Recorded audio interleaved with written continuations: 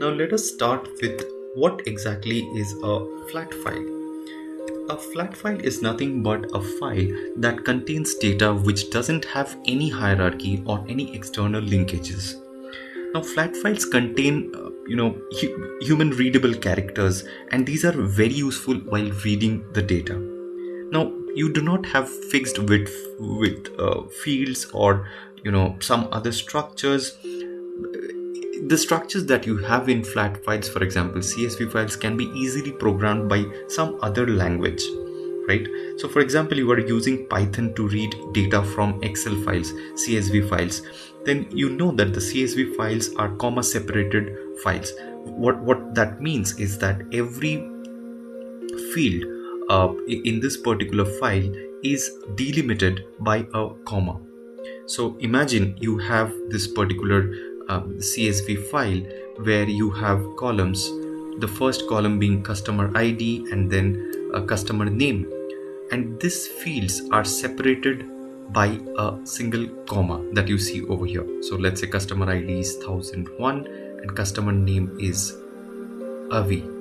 So this is separated by one comma. Similarly, in the second row, you might have a second customer ID 1002, which is again separated by a comma, and then customer name, which is John. So what flat files generally does is it doesn't really need a specific format, in the sense that you do not need a specific column width or things like that. Your program that you are using, maybe you can use a Python program to read a delimited file. All you really need to do is use Python to read your flat file.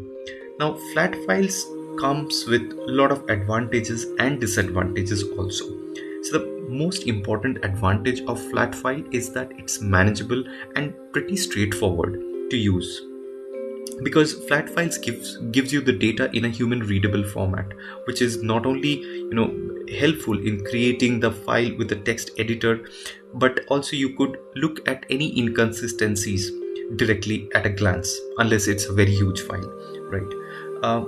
And there are so many applications. It has good integratability with different applications where you could import and you could export flat file versions. So for example, you import the data in a format, and then you did a lot of processing of that data in a particular program. Now what you want to do is you want to export the data set in a human readable format, let's say a CSV file in the form of an Excel spreadsheet. So you could do that also. So it's very easy to manage and transfer across different file systems and across different users. So and one other thing is that it's very much used with different programming languages. So it's one such kind of a file that has very powerful integrations with almost all applications that is available.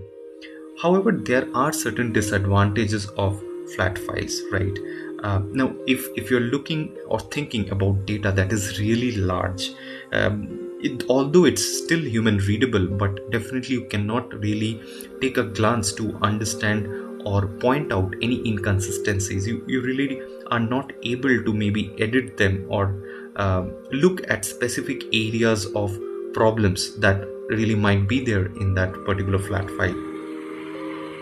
Now also, in case you are reading that huge file now in your program, now you might face challenges whether to read that file in the memory or somewhere else, right?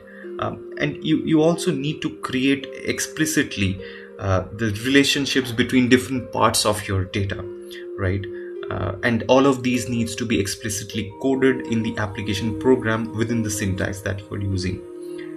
Also, the large files are definitely hard to share across users and across applications. So that doesn't really make flat file a great choice if you are trying to do something on a large scale, whether it be web development or any kind of analysis on a really large data.